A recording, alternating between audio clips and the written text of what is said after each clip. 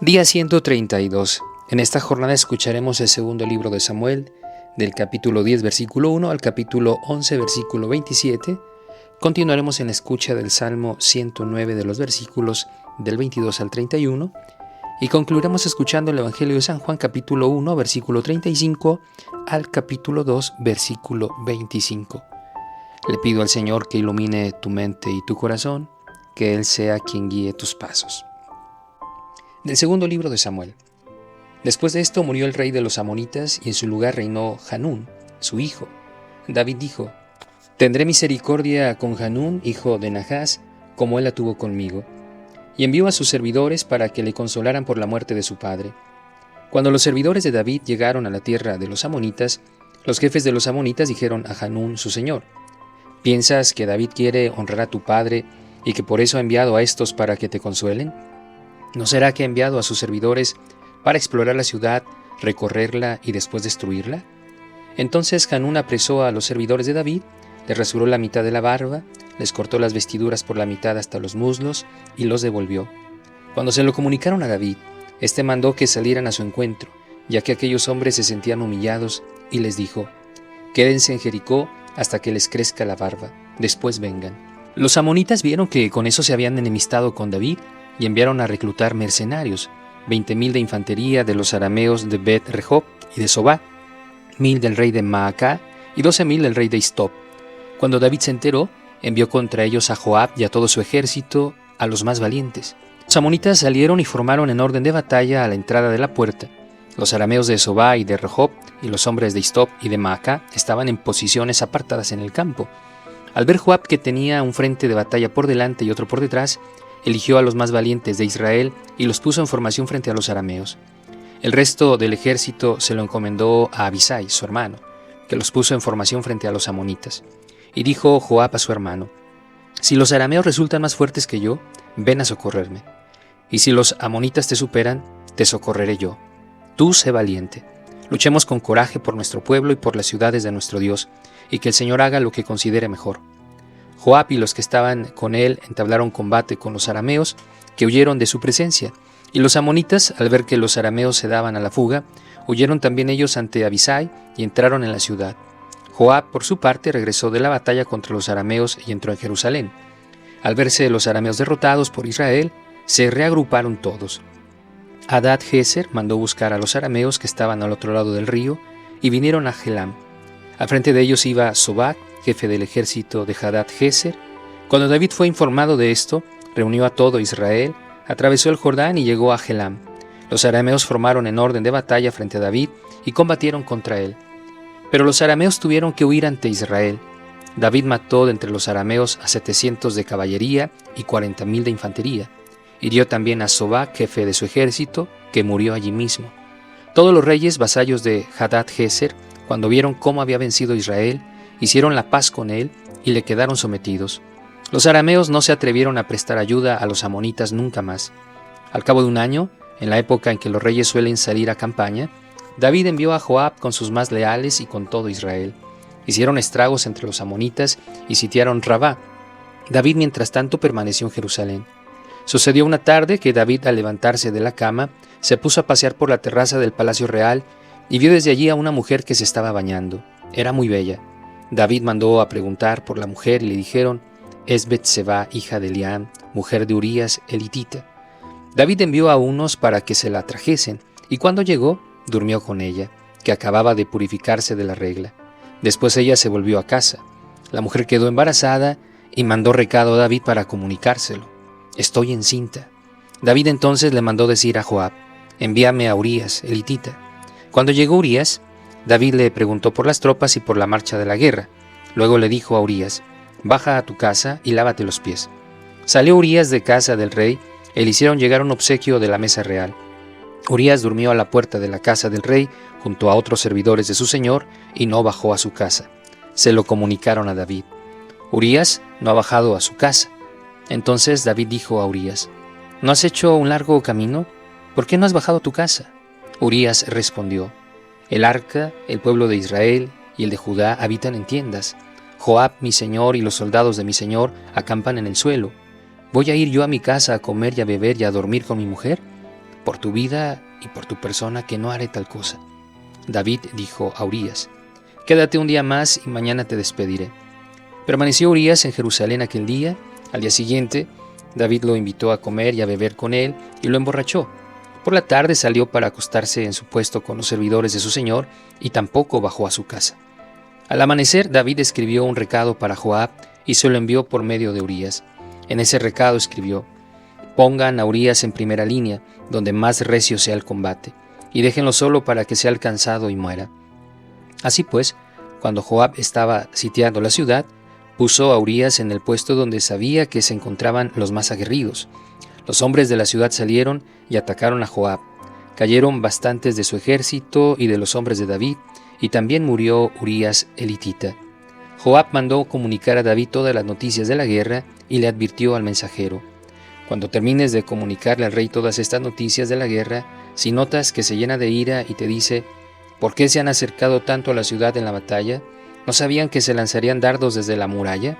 ¿Quién abatió a Abimelech, hijo de Jerubbaal? ¿No fue una mujer la que lanzó una piedra de molino desde la muralla y lo mató en Tebés? Entonces tú le dirás: también ha muerto tu siervo Urías elitita. Marchó pues el mensajero y llegó a comunicarle a David todo lo que le había mandado Joab. Dijo el mensajero a David: aquellos hombres se hicieron fuertes frente a nosotros e hicieron una salida a campo abierto contra nosotros. Lo rechazamos hasta la entrada de la ciudad, pero los arqueros dispararon contra tus siervos desde la muralla y muchos servidores del rey han muerto. También ha muerto tu siervo Urías elitita.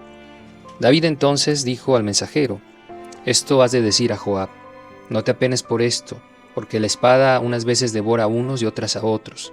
Redobla tu ataque contra la ciudad hasta destruirla, y dale ánimos. La mujer de Urías se enteró de que Urías su marido había muerto e hizo duelo por él.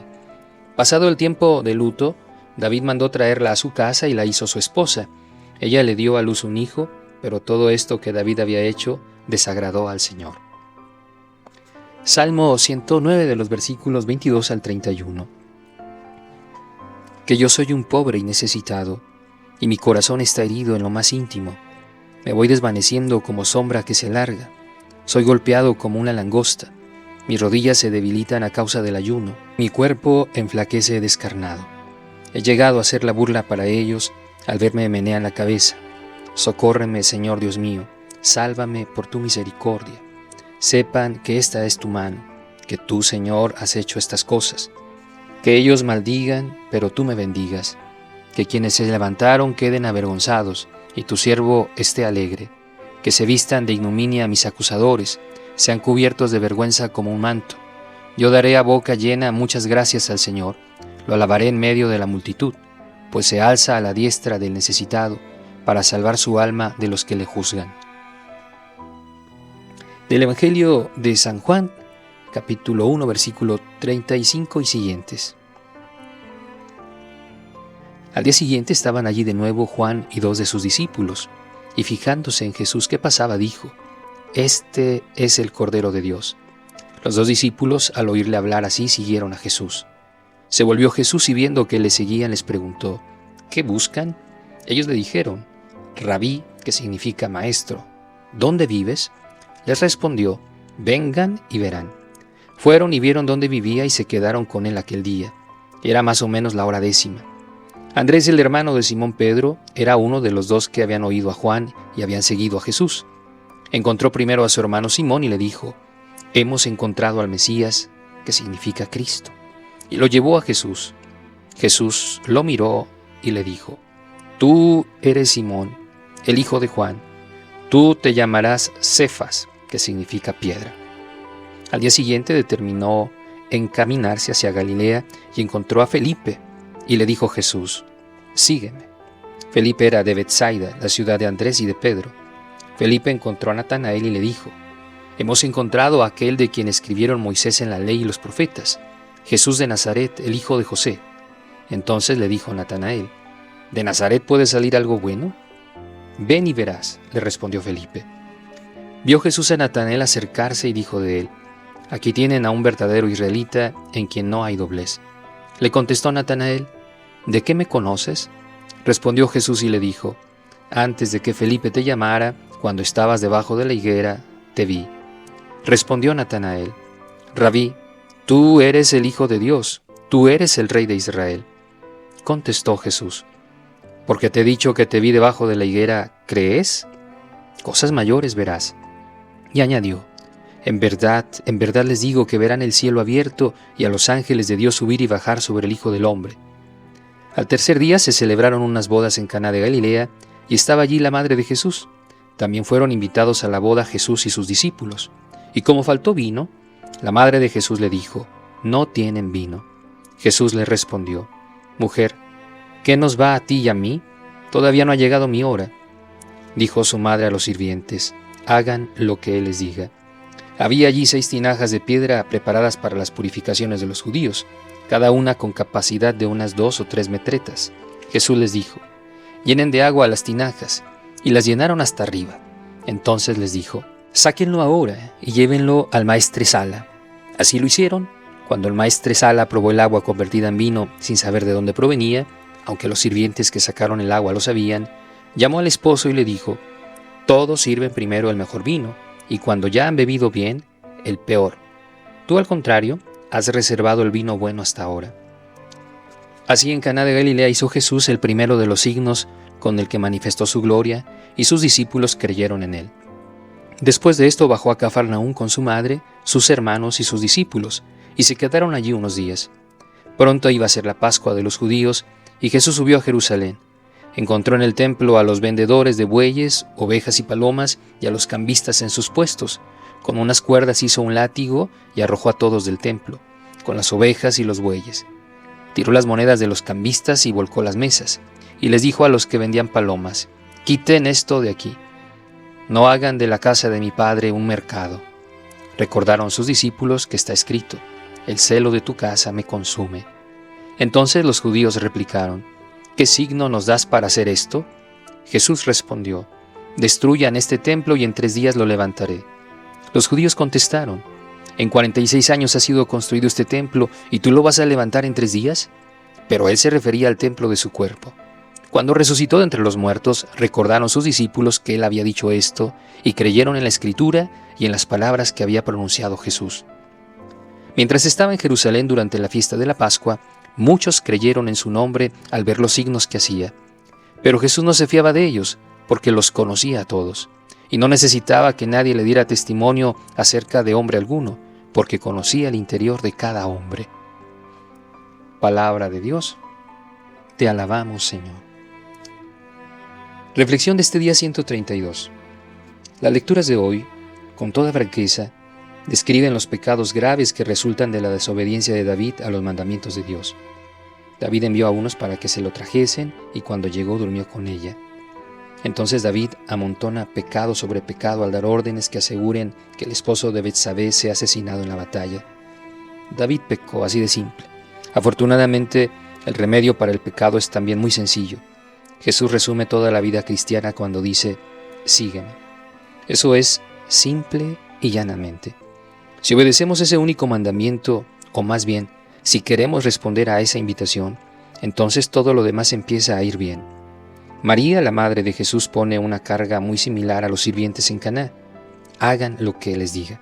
Sí, la vida espiritual requerirá discernimiento y lucha, y habrá preguntas y dudas, pero al final es bastante sencilla: seguir a Jesús y hacer lo que Él te diga. Los primeros discípulos respondieron a la llamada de Jesús renunciando a todo y siguiendo a Jesús con entusiasmo, porque siguieron a Jesús de cerca, vieron grandes milagros e incluso degustaron el vino bueno. Incluso en medio de tus luchas y fracasos, Jesús te llama a que le sigas. Así es que pregúntate: ¿cómo te llama Jesús a seguirlo más de cerca en la actualidad?